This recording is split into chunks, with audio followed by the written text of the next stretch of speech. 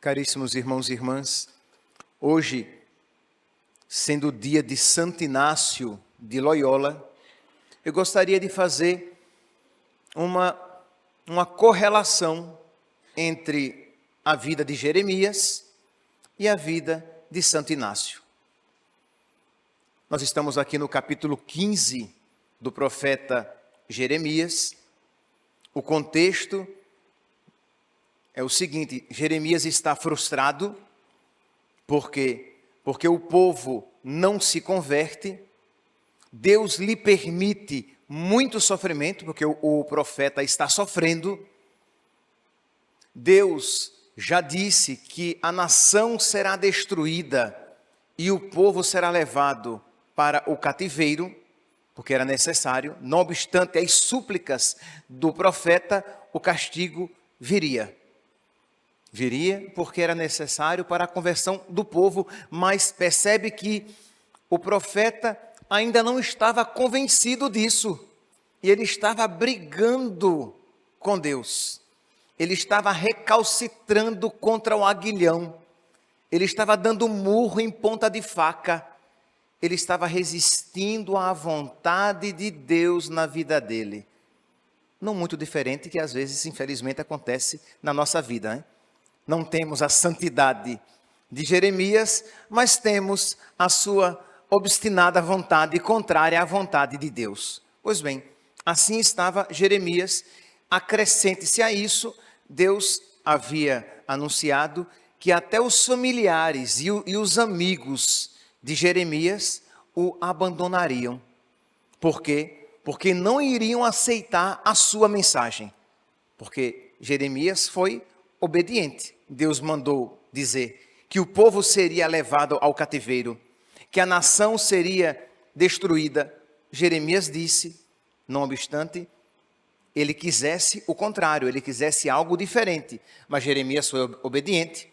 Jeremias isso disse, mas o povo então, e os familiares, e os amigos, todos eles abandonaram Jeremias. E então ele estava frustrado, desanimado, no fundo do poço, ao ponto de quase desistir da própria vida, como já aconteceu com outros profetas. Isto é, totalmente desiludido. E é esse o contexto da leitura de hoje, que começa no versículo 10º do capítulo 15 de Jeremias. Ai de mim, minha mãe. Então ele começa então a se lamentar na presença de Deus, mas como se estivesse também na presença da sua mãe. Ai de mim, minha mãe, que me geraste um homem de controvérsia. Isto é, a senhora me fez um homem de confusão. Eu nasci para criar confusão. Eu nasci para gerar controvérsia. Percebam que isso era totalmente contrário ao espírito de Jeremias. Ele não era naturalmente, por temperamento, briguento. Ele era da paz, ele não queria confusão, ele não queria nem exposição, ele queria viver no escondimento, quietinho, na amizade com Deus. E Deus disse, não, eu te quero à frente do fronte. Eu te quero no fronte de batalha. E ele então, não obstante a sua vontade diferente da de Deus, ele aceita. Mas estarás à frente, estarás no alto como o meu arauto, para anunciar uma mensagem desagradável aos ouvidos dos que ouvem e aos ouvidos do que fala. Porque aquela mensagem também não lhe era agradável anunciar. E ele aceita. Mas percebe aqui que ele aceita ainda com relutância. Ele está arrastando a sua cruz. Ele não abraçou a sua cruz. É diferente, é verdade. Você vai dizer, padre, pelo menos ele não jogou a cruz de lado. É verdade. Ele não negou a vontade de Deus. Mas existem aqueles que não obedecem a Deus. Existem aqueles que obedecem reclamando. E existem aqueles que obedecem com amor. Porque a vontade de Deus é boa. A vontade de Deus é santa, mesmo quando eu não a vejo como tal. Isto é, eu não vejo bondade na vontade que se manifesta. Mas se é de Deus, ela é boa. E eu devo então dobrar a minha visão, a minha fé. Eu não vejo, mas eu creio. A vontade de Deus é boa, é justa, é santa. Pois bem, mas Jeremias, ele ainda estava ali, obedecendo, mas reclamando, estava arrastando a sua cruz. Não tinha se abraçado com ela. Pois bem, então ele entra aqui nesta lamentação. Ai de mim, minha mãe, que me geraste um homem de controvérsia, um homem de confusão, um homem em discórdia com toda a gente, com o povo, com os amigos, com os familiares. Ele estava só. Aí ele vai relembrar o início da sua missão. Isto é, o início do seu encontro com Deus. Quando encontrei tuas palavras, alimentei-me. Elas se tornaram para mim uma delícia e alegria do coração. É sempre assim, né? No início do nosso encontro com Deus, nosso Senhor, Ele nos enche de consolações, porque sabe que nós não temos ainda virtude, maturidade, conversão suficientes. Então Ele nos enche de consolações para depois nos exercitar no amor verdadeiro, para que nós estejamos com Deus por Deus e não pelas coisas de Deus. De Deus por Deus e não pelas graças de Deus. Então ele disse, no início, nossa, eu ia rezar, minha alma já era arrebatada. A palavra me alimentava. Quando encontrei tuas palavras, alimentei-me, elas se tornaram para mim uma delícia, alegria do coração, o modo como invocar teu nome sobre mim, Senhor Deus dos exércitos. Eu não costumo frequentar a roda dos folgazões, isto é, eu não sou um homem de vida errada. Ele não frequentava a night, ele era um homem reto. Não costumo frequentar a roda dos folgazões e me alegro por isso. Fiquei a sós sob o influxo de tua presença e cheio de indignação. Isto é, quanto mais próximos de Deus nós estamos, mais nós nos indignamos quando a Deus não é dada a glória devida. Então ele se sentia indignado. Por quê? Versículo 18. No passado era essa a sua situação. Presente, versículo 18. Porque se tornou eterna a minha dor? Porque não sara essa minha chaga maligna, esta minha ferida maligna? Ela não cura, ela não sara. Para mim te tornaste como miragem de um regato. Imagine aqui, o contexto é o quê? É deserto. Aquela região árida de Israel. Então, um regato, um riacho, um pequeno lago é uma maravilha. Então, mas Deus se tornou para ele uma miragem de algo bom. Isto é, uma ilusão de algo bom.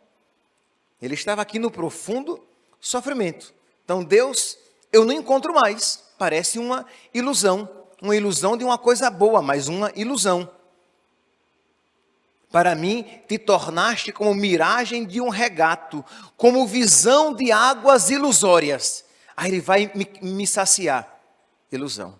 Ele vai me encher de alegria novamente, ilusão. Eu vou novamente tocar a sua presença. Eu estarei na presença de Deus, né? Eu irei experimentar a sua presença, ilusão.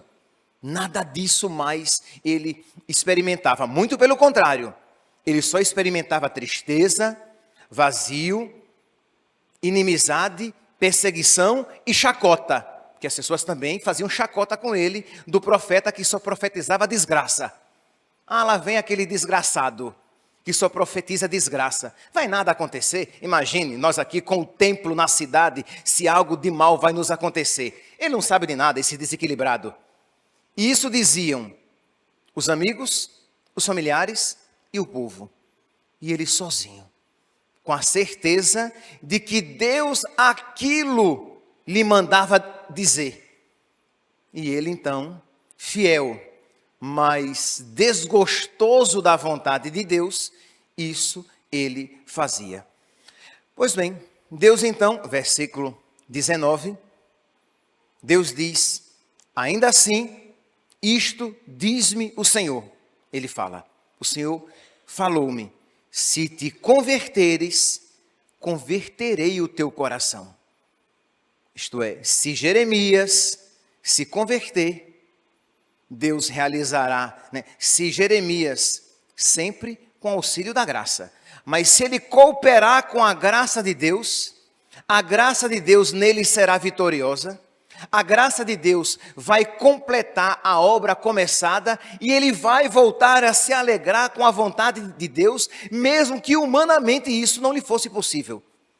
Ele vai se alegrar por perder a sua vida por causa de Deus, porque ele vai experimentar a alegria do próprio Cristo que haveria de se entregar muitos séculos depois. Mas ele poderia antecipadamente se alegrar com a alegria do Filho crucificado, de Jesus Cristo crucificado. Então, se ele se convertesse, ele se alegraria mesmo com lágrimas nos olhos. Se ele se abrisse novamente à graça de Deus, ele seria capaz de encontrar realização naquilo que o mundo só vê destruição. E foi exatamente isso, meus santos, que aconteceu também com Santo Inácio de Loyola, cuja memória hoje celebramos. Santo Inácio era um católico, ele era católico, mas era um católico mundano. Era um católico que queria encontrar felicidade nas coisas do mundo. Era um militar vaidoso, entregue às paixões, à luxúria, isto é, a ele era muito agradável o contato com as mulheres bonitas, ele se sabendo um homem elegante, bonito, no auge da sua juventude. Então aquilo para ele era muito interessante. A glória do mundo, não a glória de Deus, que se converterá no lema da sua vida. Tudo para a maior glória de Deus. Não, até então era tudo para a sua glória. As batalhas que ele vencia, os louvores que dos homens e mulheres ele recebia. Então isso lhe inflava, lhe inchava o coração. Ele se sentia inchado, inflado, cheio de vaidade. Mas isso tudo o alimentava. Deus então permite que um balaço lhe atinja a perna, quase que lhe estraçalhe a perna, e ele vai então para um leito de hospital e fisicamente nunca mais se recuperará. Fisicamente nunca mais. Vai se tornar um aleijado, vai se tornar um deficiente. Isso para um militar nunca mais seria um guerreiro. Isso para um homem garboso era uma facada no peito, porque ele não seria mais aquele homem elegante e vistoso aos olhos de todos. E ele teve que aprender, ele teve que se converter para aprender que aquilo que Deus lhe dava era infinitamente maior daquilo que Deus lhe tirava. Que aquilo que Deus lhe tirava era nada em comparação àquilo que ele recebia. Por mais doloroso, por mais amargo que aquele cálice se lhe apresentasse, no fundo ele era doce, porque ele concedia a verdadeira riqueza. Percebe que aqui Jeremias e Santo Inácio se encontram, que Jeremias também teve que aprender que por mais amargo fosse o cálice da sua vida, ele era doce, porque ele o configurava à vontade de Deus. Ele fazia com que ele fosse de verdade amigo de Deus. E quando a luz de Deus ele estivesse, quando assim ele visse, quando ele se convertesse, novamente a alegria de Deus no seu coração se faria presente. Porque quando estamos na vontade de Deus, estamos na paz e na alegria. E aqui, meus santos, se você, meu santinho, minha santinha, tiver um pouco de vida espiritual, você verá que isso é verdade. Que não existe verdade maior do que essa. Quando nós nos afastamos da vontade de Deus, mesmo que não pequemos, não estou falando aqui necessariamente de pecado. Pode até não ser pecado. Pode ser uma imperfeição, pode não ser um pecado mortal. Pode ser uma imperfeição, um pecado venial, mas você se afastou da vontade de Deus, a inquietação bate à porta da sua vida. A sua alma fica inquieta, você perdeu a paz, porque você não está mais na vontade de Deus. Isso aconteceu com Jeremias, isso aconteceu com Santo Inácio, mas recuperaram novamente a alegria quando aprenderam a querer o que Deus queria, porque afinal de contas, quem é louco de não querer o que Deus quer? Não é assim que São Arnaz, me ajudem, São Rafael Arnaz, que disse, né, essa frase lapidar, quem é louco de querer o que Deus não quer? Pois bem, Jeremias queria, e Santo Inácio também queria. E nós, sejamos sinceros, quantas vezes não queremos? Queremos dobrar a vontade de Deus. Queremos que Deus queira diferente daquilo que Ele quer. Porque temos a pretensão louca, embora não digamos, mas sentimos, de que o nosso querer é melhor do que o querer de Deus. De que nós sabemos melhor do que Ele o que é o melhor para nós. Loucura. Pois bem, Santo Inácio e Jeremias foram chamados por Deus a abraçar amorosamente a vontade de Deus, que naquele contexto se lhes apresentava como cruz. Abraçar a vontade de Deus, não apenas carregá-la, não apenas aceitá-la, mas beijá-la. Aceitar amorosamente a vontade de Deus e dizer, movido pela fé, Senhor, a tua vontade é a melhor. A tua vontade é a verdadeiramente boa. E Deus continua então, voltando para Jeremias, versículo 20. Deus diz que se ele se converter, se Jeremias se renunciar a si mesmo, aos seus pressupostos, aos seus paradigmas, aos seus requisitos e a aceitar a vontade de Deus, se ele entrar na lógica e na luz de Deus, se ele aceitar ver as coisas a partir de Deus e não a partir meramente de uma visão humana, em favor deste povo, farei de ti uma muralha de bronze fortificada. Isto é, ele se tornará novamente uma bênção para o povo. Mas uma bênção como? Ele será forte. E as investidas do povo contra ele não farão nada. Mas se ele se converter, porque combaterão contra ti, mas não prevalecerão. Isto é, ele vai se firmar na vontade de Deus, ele vai anunciar com firmeza, clareza e convicção a vontade de Deus, e aquilo será bênção para o povo. Mas lembremos-nos, o que é que ele iria dizer com convicção, com firmeza, com clareza? Que o povo seria castigado, que a nação seria destruída, que o povo seria levado em cativeiro, mas que deveria e precisava se converter. Mas o profeta precisava crer de verdade naquilo para anunciar com toda a propriedade, porque senão ele iria falar, mas não ia convencer, porque no fundo, ele também não acreditava naquela mensagem. Mas uma vez convertido, ele vai acreditar, e acreditando, ele se tornará uma muralha. O povo vai se contrapor àquilo que ele disser, mas ele não vai ceder 1 milímetro, porque ele sabe que está na vontade de Deus. Porque eu estou contigo para te salvar e te defender, diz o Senhor. Eu te libertarei da mão dos perversos e te salvarei dos prepotentes. Meus irmãos, uma vez dito tudo isso, nós podemos compreender o que diz o Evangelho de hoje de uma maneira tão bela. Se nós estivermos fora da luz de Deus, se nós estivermos fora da conversão, esta palavra não tem sentido, é louca.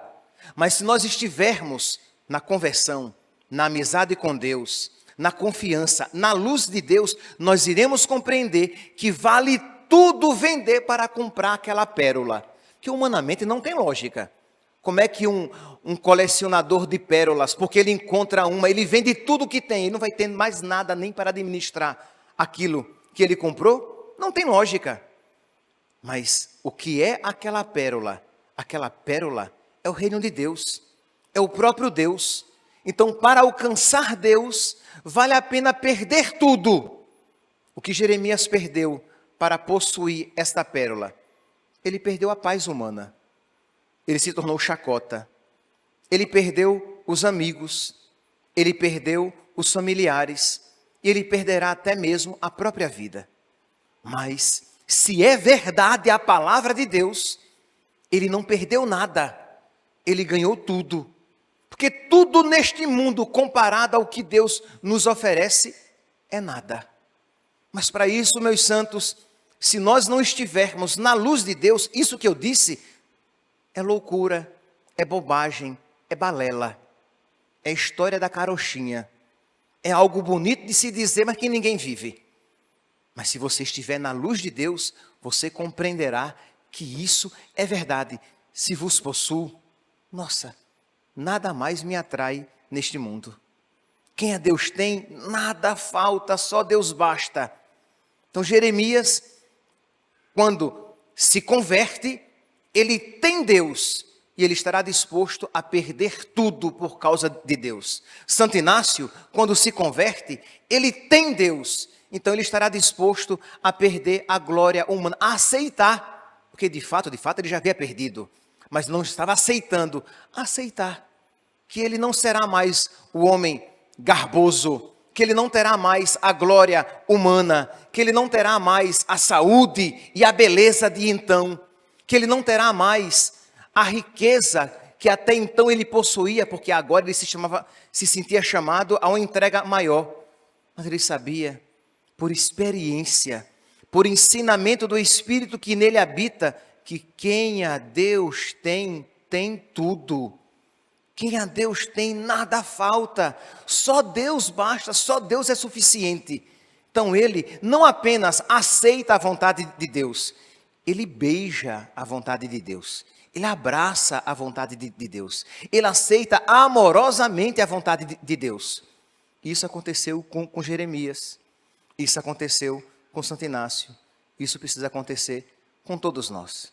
Que nós então, meus santos, hoje peçamos por intercessão de Santo Jeremias e de Santo Inácio de Loyola, a graça de nós também aprendermos a ver as coisas a partir de Deus, de nós também amorosamente abraçarmos a vontade de Deus, de nós também vendermos tudo para comprar aquele tesouro, aquela pérola que vale a pena, que é a verdadeira riqueza e a verdadeira alegria do nosso coração. Louvado seja nosso Senhor Jesus Cristo, para sempre seja louvado.